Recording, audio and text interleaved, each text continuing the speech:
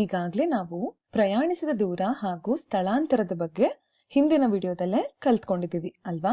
ಈಗ ನಾನು ಒಂದು ಕಲ್ಪನೆ ಮಾಡ್ಕೊಳ್ಳೋದಕ್ಕೆ ನಿಮ್ಗೆ ಹೇಳ್ತೀನಿ. ಏನಪ್ಪಾ ಅಂತಂದ್ರೆ, ನಾವೆಲ್ಲರೂ ಈಗ ಏಕ ಆಯಾಮದ ಜಗತ್ತಿನಲ್ಲಿ ಇದ್ದೇವೆ ಅಂತ ಅನ್ಕೊಳ್ಳೋಣ. ನಾನು ಈಗ ಆ ಜಗತ್ತಿನೊಳಗೊಂಡು ನಿಮ್ಗೆ ದೂರ ಮತ್ತು ಸ್ಥಳಾಂತರವನ್ನ ವಿವರಿಸ್ತಾ ಹೋಗ್ತೀನಿ. ಅಂದ್ರೆ ದೂರ ಅಥವಾ ಸ್ಥಳಾಂತರನ ಏಕ ಆಯಾಮದ ಚಿತ್ರೀಕರಣದೊಂದಿಗೆ ನಿಮ್ಗೆ ವಿವರಿಸ್ತಾ ಹೋಗ್ತೀನಿ.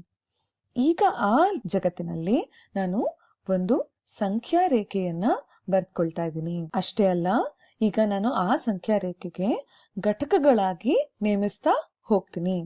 0ಇಂದ ಶುರು ಮಾಡೋದಾದ್ರೆ 1, 2, 3, 4, ನಂತರ ಎಡಕ್ಕೆ -1, -2, -3, -4 ಹೀಗೆ ಮುಂದುವರಿಯುತ್ತೆ.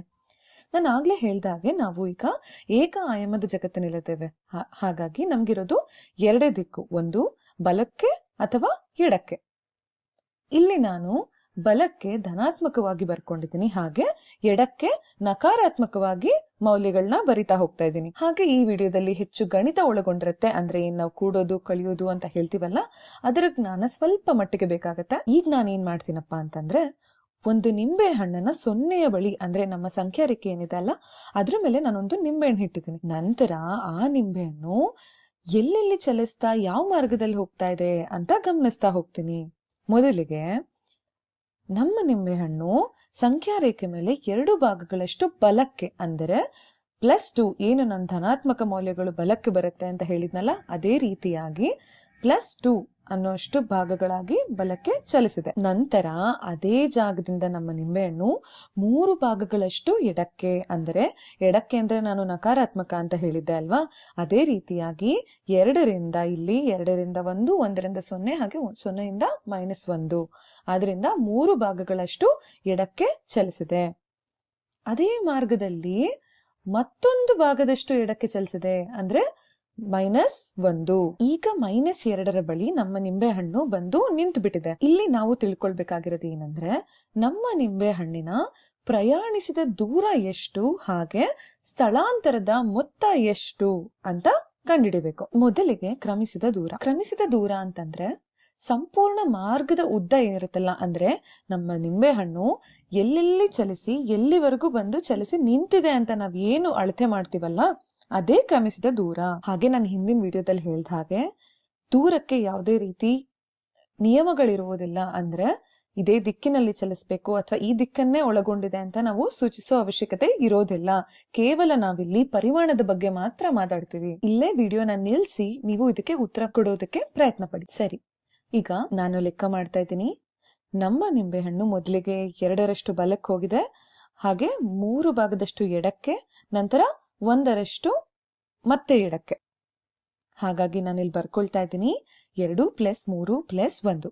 ನಾನು ಆಗ್ಲೇ ಹೇಳ್ದಾಗೆ ಇಲ್ಲಿ ನಾವು ಚಿಹ್ನೆಯ ಮೇಲೆ ಗಮನ ಹರಿಸೋದಿಲ್ಲ. ಅಂದ್ರೆ ನಕಾರಾತ್ಮಕವಾಗಿ ಹೋಗಿದ್ಯಾ ಅಥವಾ ಧನಾತ್ಮಕವಾಗಿ ಚಲಿಸಿದ್ಯಾ ಅಂತ ನಾವು ಇಲ್ಲಿ ಗಮನ ಹರಿಸೋದಿಲ್ಲ. ಕೇವಲ ಎಷ್ಟು ದೂರ ಚಲಿಸಿದೆ ಅಂತ ಮಾತ್ರ ಅಳತೆ ಮಾಡಿ ಹೇಳ್ತೀವಿ. ಹಾಗಾಗಿ ನಮ್ಮ ನಿಂಬೆಹಣ್ಣು 6 ಘಟಕಗಳಷ್ಟು ಚಲಿಸಿದೆ.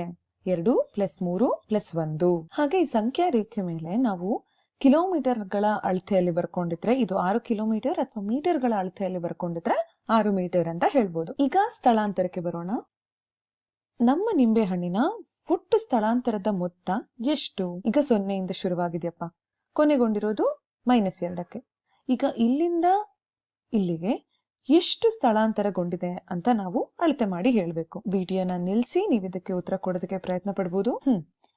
ನಾನು ಈಗಾಗ್ಲೇ ಹೇಳಿರೋ ಹಾಗೆ ಸ್ಥಳಾಂತರ ಅಂದ್ರೆ ಆರಂಭಿಕ ಸ್ಥಾನದಿಂದ ಅಂತಿಮ ಸ್ಥಾನಕ್ಕೆ ಎಷ್ಟು ಸ್ಥಾನ ಬದಲಾವಣೆ ಆಗಿದೆ ಅಂತ ನಾವು ತಿಳ್ಕೊಳ್ಳೋದೇ ಸ್ಥಳಾಂತರ ಅಲ್ವಾ. ಹಾಗಾಗಿ ನಾವೇನ್ ಮಾಡ್ಬೇಕು, ಅಂತಿಮ ಸ್ಥಾನದಿಂದ ಆರಂಭಿಕ ಸ್ಥಾನವನ್ನ ಕಳೆದ್ರೆ ನಮಗೆ ಎಷ್ಟು ಸ್ಥಳಾಂತರಗೊಂಡಿದೆ ನಿಂಬೆ ಹಣ್ಣು ಅಂತ ಗೊತ್ತಾಗತ್ತೆ. ಮೊದಲಿಗೆ ನಾನು ಅಂತಿಮ ಸ್ಥಾನ ಹಾಗೂ ಆರಂಭಿಕ ಸ್ಥಾನನ ಒಂದು X ರೂಪದಲ್ಲಿ ಬರ್ಕೊಳ್ತಾ ಇದ್ದೀನಿ. ಅಂತಿಮ ಸ್ಥಾನವನ್ನ XF ಅಂತ ಕರೆದ್ರೆ ಆರಂಭಿಕ ಸ್ಥಾನವನ್ನ XI ಅಂತ ಕರೆದುಕೊಳ್ತಾ ಇದ್ದೀನಿ. XF ಇಂದ XI ಅನ್ನ ಇಲ್ಲಿ ನಾನು ಕಳಿತಾ ಇದ್ದೀನಿ. XF ಅಂದ್ರೆ ಅಂತಿಮ ಸ್ಥಾನ, ಅಂದ್ರೆ -2, ಹಾಗೆ XI ಅಂದ್ರೆ ಅದು ಆರಂಭಿಕ ಸ್ಥಾನ 0. ಹಾಗಾಗಿ -2ರಿಂದ 0ನ ಕಳೆದ್ರೆ ನಮಗೆ -2 ಉತ್ತರ ಬರುತ್ತೆ.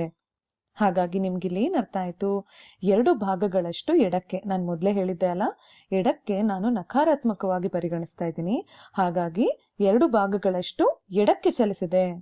ಹಾಗೆ ನಾವು ದೂರದ ಬಗ್ಗೆ ಹೇಳಿದಾಗ ಯಾವುದೇ ದಿಕ್ಕನ್ನ ಒಳಗೊಂಡು ಹೇಳಿರಲಿಲ್ಲ, ಕೇವಲ ನಿಂಬೆ ಹಣ್ಣಿನ ಮಾರ್ಗದ ಉದ್ದವನ್ನ ಮಾತ್ರ ನಾವು ಗಣನೆಗೆ ತಗೊಂಡಿದ್ವಿ.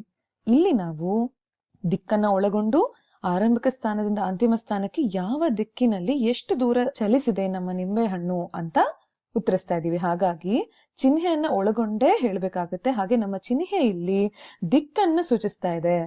ಆದ್ರಿಂದ ದೂರ ನಮಗೆ ಪರಿಮಾಣವನ್ನ ಒಳಗೊಂಡು ಮೌಲ್ಯವನ್ನ ಕೊಡ್ತಾ ಇದ್ರೆ, ಸ್ಥಳಾಂತರ ನಮಗೆ ಪರಿಮಾಣ ಹಾಗೂ ದಿಕ್ಕನ್ನು ಎರಡನ್ನೂ ಸಹ ಒಳಗೊಂಡು ನಮಗೆ ಮೌಲ್ಯವನ್ನ ಕೊಡ್ತಾ ಇದೆ.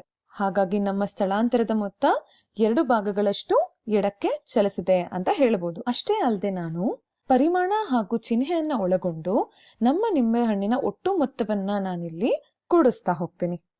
+2 +-3 +-1 ಇಷ್ಟನ್ನೂ ನಾನು ಕೂಡಿಸಿದ್ರೆ ನನಗೆ -2 ಬರುತ್ತೆ. ಅಂದ್ರೆ +2 -3 -1 ಸೇರಿದ್ರೆ -4, -4ಲಿಂದ +2ನ್ನ ಕೂಡಿಸಿದ್ರೆ ನಮಗೆ -2 ಉತ್ತರ ಬರುತ್ತೆ. ಈಗ ನಿಮಗೆ ದೂರ ಮತ್ತು ಸ್ಥಳಾಂತರವನ್ನ ಏಕ ಆಯಾಮದಲ್ಲಿ ಹೇಗೆ ವಿಶ್ಲೇಷಣೆ ಮಾಡಬೇಕು ಅಂತ ಅರ್ಥ ಆಗಿದೆ ಅನ್ಕೋತೀನಿ. ಮುಂದಿನ ವಿಡಿಯೋದಲ್ಲಿ ಇದರ ಬಗ್ಗೆ ಇನ್ನೂ ಹೆಚ್ಚು ತಿಳ್ಕೊಳ್ಳೋಣ.